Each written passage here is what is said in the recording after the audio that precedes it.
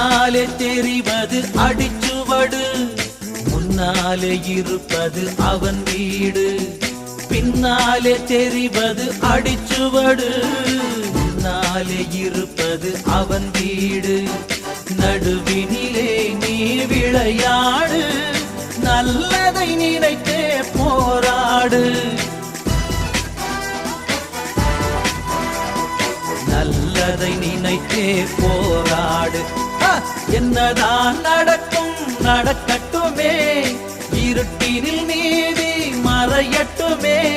தன்னாலே வெளிவரும் தயங்காதே, தலைவன் இருக்கிறான் மயன்.